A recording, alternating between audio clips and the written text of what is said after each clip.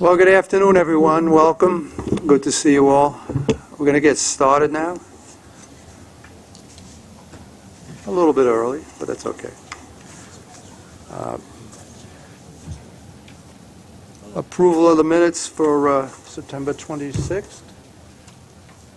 So moved. Do we have a second on the minutes from September?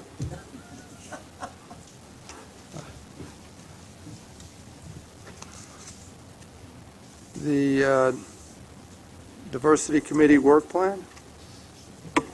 Yes, Mr. Chairman, the 2016 work plan is in your book. There are no changes to that. The 2017 work plan is also in your book. And I would just like to point out that, as you know, we have the Diversity Committee charter included in this month's committee book. And that's in accordance with our work plan. However, we realize that the Corporate Governance Committee meets in September and has already met. So for next year, what we are proposing to do is to move the Diversity Committee charter to the September committee meeting instead of the December committee meeting, to be aligned with the Corporate Governance Committee meeting. Makes a lot of sense, and thank you. Thank you. Michael? Yes, I wanted to just speak to the board briefly with this month's presentation. We've included a summary to make the presentation more transparent and more focused. And like in months past, each one of the areas, there's the backup documentation and information if we have any questions.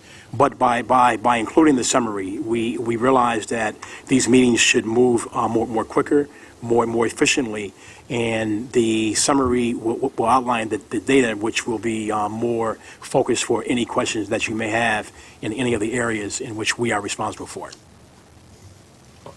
And the backup information that we had heretofore will be in the document as Yes, yes. All right, why don't we get started? Thank you, Mr. Chairman. Starting on page 20th of the executive summary, it lists the business and diversity initiatives that our office has attended. There are several events listed for that period, and that a full report is given to you on page 30th. For the certification activity report, there were a total of 25 applications which were received for certification, and also during this period there were 29 applications which were processed. Again, the full report is set forth on page 33.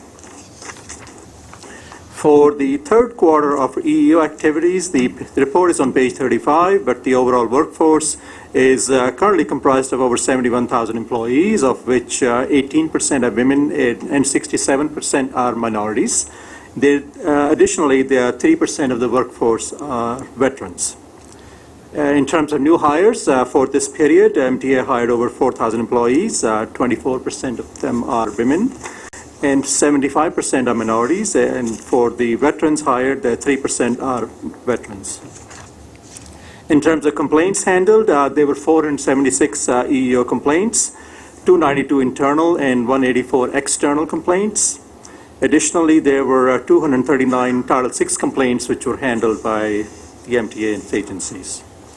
The next page gives a snapshot of each agency's number of employees, the percentages of race, ethnicity, gender, as well as a composition of the workforce which are veterans. So it's broken down by each agency as well as by women and minority groups and veterans.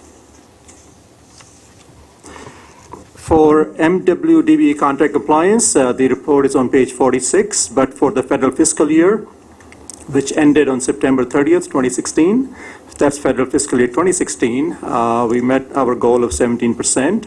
1.4 billion was awarded in federally funded portion of contracts, of which 17% was awarded to DBEs. And in terms of and a total of 1.8 billion was paid to prime contractors, and for which 15% went to DBEs in terms of payments. For the MWBE goal, which is 30%, for the first half of the state fiscal year, Approximately $816 million was awarded in state-funded contracts with MWB participation of 16% or $134 million. Additionally, approximately $792 million was paid to prime contractors with 22% MWB participation. For discretionary procurements, out of a total of $39 million, 2.6 of contracts of $200,000 or less went to MWBEs, and additional 1% went to small business concerns. For outside counsel fees, that's starting on page 24. Of the $14.4 million paid, $1.2 million or 9% went to MWBE law firms. Additionally, I wish to point out that the DDCR has made tremendous progress in terms of site visits for the period September 2015 through September 2016. 640 site visits were conducted. Currently, our managers conduct on average 8 site visits per month per manager. As of September 30, 2016, we also closed over 1,000 contracts with an additional 57 contracts which are to be closed, and there are 39 contracts which are pending agency action. Mr. Chairman, I just wish to point out that for the second bullet on page 24, it should say September 30th, not September 1st. So I regret that error. Yes, sir. Can I back you? You've been going so fast. I've sorry. been trying to wave at you. Oh, I'm so sorry. That's okay. Can I just go back to page 22 for a second? Page 22. So if you go to the far right column under veterans, I guess I bring this up because I am one. You're using the percentages you have in the far right column, 5, 0, 27, etc., are of a different denominator than any of the other columns you have. So those add up to 100, which is meant to, I guess, say what the total veterans are. I'll let my colleague. Well, that's fine, but I'm just identifying the problem. Whether whomever, each one of the columns vertically is meant to be the percentage across the rows. That you only have 3% veterans, which I understand, and that's relatively low. But you have numbers like 27 and 37%. That's the percentage of the veterans that are in total from that department, not the percentage of the horizontal. And everywhere else, okay, you may want to either be consistent because it's is it in a footnote somewhere? Yes, the second footnote. Sorry, yeah, all right, well, thank you very much. Okay. Second footnote. Okay. So getting back to the capital projects, for the period January through September, $967 million was awarded in federally funded capital projects, with $158 million or 16% TB participation. For the state-funded projects, $288 million was awarded, with 14% or $40 million awarded to MBEs, and an additional $36 million or 12% awarded to WBEs. The participation, the combined participation is 26%. Next is the Small Business Development Program update. Thanks, Naeem. As fully reported on page 76, we currently have 143 firms pre-qualified in our Tier 1 program. 47 firms are in Tier 2, and 39 firms are in the federal program. There's been 79 loans approved for $10.2 million. There's been a total contract award since the inception of the program of $212 million. There's been 5,000 jobs created in the MWDB community. 27 firms are currently enrolled in our new emerging program. Please note that this is the most diverse class ever of our firms, ethnic minority firms. And as you understand, Susan and John and Neil, there was an issue that we talked about before, is how we were going to fully diverse our pool of contractors, because a lot of contractors were being denied pre-qualification based upon the requirements that we had. And so we wanted to create this emerging program to give these firms 1 year to be fully developed. And then once they have been, they will be automatically graduated into Tier 1. So this is the most diverse class of any that's been admitted to this program. Scope B, basically, we have a meeting tomorrow that's going to bring in all of our sub-consultants, and we are extremely optimistic that this Scope B is going to do the job in which they were hired to do, and that's develop these firms. And so they will graduate out. They will start bidding outside of this program and winning projects. And so let me just say that this program now is being touted as the national model, because it is basically awarding contracts to our MW and DBE firms and small businesses, and also creating jobs in those areas as well. So I want to just personally thank the team, Mike, his staff, Emil, George, and our team, and the operating agency presidents, because this program looks good on paper, but if the agencies don't buy into the program and put projects in and manage these firms effectively and mentor them, this program is not going to work. But as I indicated before, this program now is being touted as a national model. And let me also thank Barry Kluger, who is sitting here, because it was his fine money that allowed us to create the federal program. And the federal program, as we currently speak, there is 47% DBE inclusion in the federal program. And that program was once again, it was started by the fine money that we got from the IG's office and putting resources back into the program.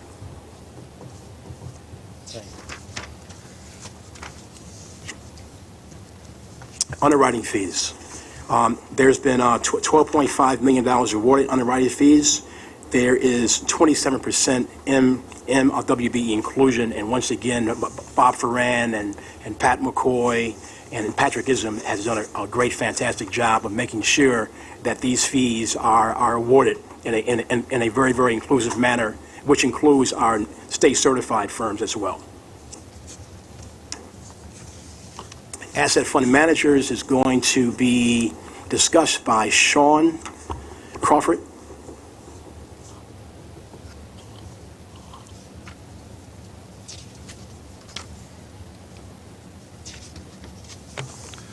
Good afternoon. Pleasure to see everyone again here today. I'll keep my comments very brief. I'll start with just the executive summary. I think you all might have that in front of you. As of September 30th, MWBE assets totaled $836.4 million across the sponsored pension plans for the MTA. That Sean, represents. would you do me a favor and get a little closer? Sure will. Yeah. There we go. Thank you. That represents about 13% of the plan's total assets. The majority of these assets are concentrated in traditional asset classes. That represents about 20% of the assets in our traditional asset classes. So from those two hurdles, we have a very, very significant percentage managed by MWBE firms. As you can see, MWBE firms manage over half of our U.S. equity portfolios, about a quarter of our non-U.S. equities, and 9% of our fixed income. So we have representation of these firms across all of our traditional asset classes. In some cases, they represent very, very significant portions of our portfolio. We did add our first MWBE firm in alternative investments during the third quarter. This is a firm that will be managing real estate assets for us, and this will be roughly, once it gets up to the size, our target size, be 20% of our real estate allocation.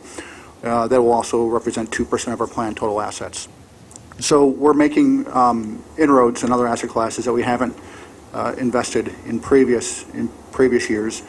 And we're being very aggressive in attending industry events and conferences, working with consultants, working with the prime brokers and custodians in order to source new investment managers across the board, and then to make sure that we're seeing all the investment talent out there and increasingly look for women and minority-owned firms, especially within the alternative investment asset classes. That concludes my remarks. I'm happy to answer any questions. Thank you, Sean. That's it as far as poll. We've gone through the presentation folder. Yes. Any other areas on No. the sheets that we want to bring up today? No. If there's any questions to any of the topics that we covered in the summary, we can answer any questions. I just want to say that I really like this presentation because it allows us to focus on exactly those numbers that we're most interested in and most concerned about. And I can see that after you've done this for a year, we could start having a dashboard of key figures that we all feel are important, and you can track it on a graph so we can watch our improvement.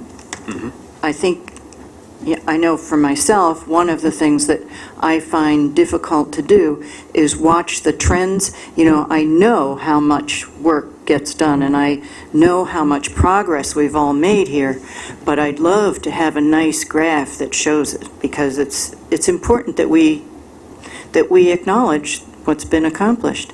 The Small Business Development Program took a long time to get going. You know, I got to the point where I wasn't sure I would see it, but it's booming along, and I'm so happy that it's been so successful. So thank you very much. I know you've worked very hard. Let me say, Susan, I want to just take this opportunity now to thank the staff who, on any given night, at 6:30, 7 o'clock, 7:30, you still see staff here working. And so basically, I want to just thank them for their hard work and efforts, and the best is yet to come.